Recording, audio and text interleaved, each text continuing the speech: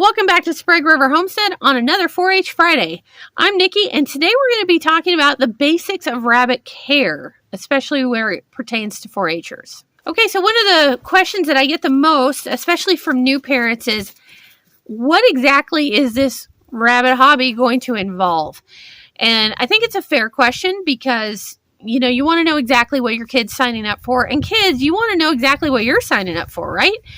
Because unfortunately, when you have an animal, that means when it's raining, it's snowing, it's 95 degrees out, you've got to be out there taking care of those animals. So here's a little bit about what we recommend in 4-H for animal care when it comes to your rabbits. So number one, of course, is daily food and water. So there are some feeding videos that I've already made. We're going to do some more going forward. But one of the things you'll see in pretty much all of the videos where I talk about feed, don't fill those feeders. You need to be out there every single day feeding the appropriate ration. This keeps your rabbits in better health. And it also keeps, vermin and stuff down. You don't want mice and rats and all that fun stuff showing up and causing problems. So you need to be out there every day, at bare minimum once a day, feeding, watering your rabbits. Now, in some cases, when we start getting into market rabbits right before fair, we actually recommend breaking things down into 2 feedings a day. Showmanship rabbits, that doesn't hurt either when we get close to fair, but for sure, at bare minimum, you're going to be out there every single day. Now, for those showmanship animals or your breeding program rabbits, you're also going to be out there making sure that they are getting hay during their molt. So they molt twice a year, usually in the spring and the fall. That's where they're either growing summer fur or growing winter fur and dropping that previous fur. So a lot of times they need that extra fiber. This also gives you a chance to go in and be cleaning up what a lot of times will be wads of fur all over the cages. Having fur hanging out on those cages kind of gives a safe haven for things like ear mites and fur mites, and we don't want that. It also is more likely to collect urine and manure and create kind of a cleaning hazard, if you will, or a safety hazard by promoting flies and that kind of stuff. So during the molt, you're going to be out there probably more than once a day, making sure that your rabbits have feed and that you're cleaning that hair off. So in addition to doing hay when they're in a molt, a lot of times you'll get rabbits that actually benefit from a good brushing. This is especially true a lot of times in bucks that will get what's mats and that kind of stuff in what's called the skirt. So when you've got them posed, you'll see kind of a lot of times they'll have a bit of a ruffle, if you will, around the back end, from the back legs all the way around the tail to the other side. And they'll sometimes get matted. Those will benefit from a good brush just to make sure you're getting that matting, that molting fur off and it's not matting up. You don't see it as much in juniors, but when they're molting, you can usually wet your hands, just rub it through the fur, and all that loose fur will come off. This helps tremendously in your young animals where they don't ingest as much fur, so you don't end up with what's called wool block or fur block.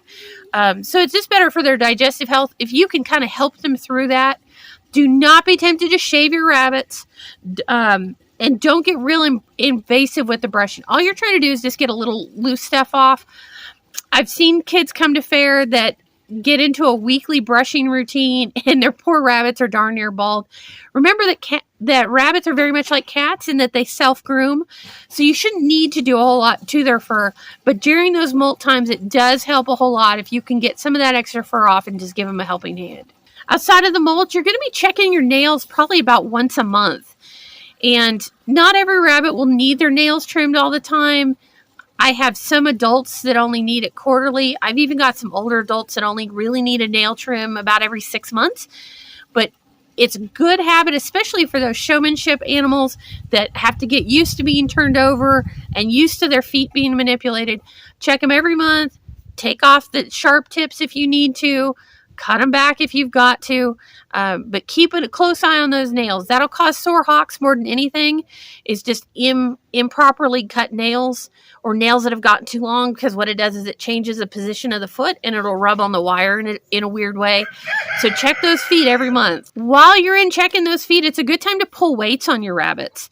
Not everybody, even as adults that are breeding, not everybody's real good about checking weights, but I'll tell you this. Under all that beautiful fur is a body that you can't always see by just looking at it as to what kind of condition it's in.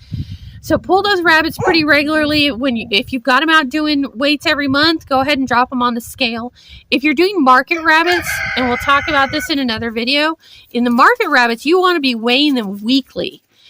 So to do it with your breeders once a month, once every other month is a really good habit to have, and it kind of gives you an idea of where they're at. So beyond that is just cage cleaning. So if you're going to do cages that either are solid bottomed and have shavings, or maybe you're going solid bottom with straw, you're going to clean those things every single day. They get nasty in a hurry if you don't. So every day you're going to want to dump those, and every day you're going to want to clean them out. About once a week, you're going to actually want to spray them out, and at least once a month, you're going to want to bleach them with usually it's a 1 part bleach to 10 parts water. So not really heavy, but you spray them down, let them dry, rinse them with water again, and then go ahead and put your bedding back in. If you're using hanging cages or cages that have drop pans, obviously you're going to clean your drop pans a minimum of once a week, but your cages themselves need to be pulled out and cleaned at minimum twice a year. And you can do it with a pressure washer. You can do it with a hose. I have a long-handled this bucket brush, and I use some Dawn soap and go through and wash them off, rinse them off real good. You will be surprised at how much pee and things will sit on that wire. This is especially important when you get close to fair. That is one thing that you're going to be judged on, is the appearance of your rabbits. And if they come in and they're beautiful, pristine white rabbits with yellow feet, you will get dinged down for condition.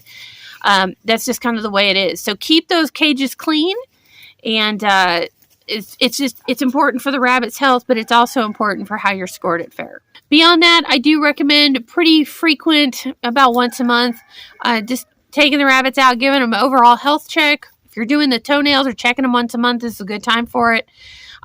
Keep an eye out for fur mites, which we have a video on, ear mites, and just any kind of sign of illness or distress. It's just good animal ownership. You would do it with a dog or a cat or anything like that. So you're just going to check them over once a month, make sure nothing's funky or going on. And that's kind of the overview, right? So the big thing is we're feeding, we're watering, we're keeping things clean, and we're making sure those animals are in good health. Pretty basic. On average, most kids, if you're just going out feeding, watering, and checking on them, one rabbit should take you about 5 minutes a day. If you're doing them twice a day, it might take 10. I will tell you that I have about 55 rabbits right now, and I take about 45 minutes a day.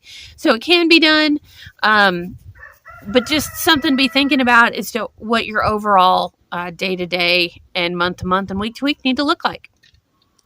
So there you go, guys. That is your rabbit caring regimen, if you will. If you have questions on that, leave it down in the bottom. I'll be happy to answer any comments. And we will see you next time. Happy homesteading.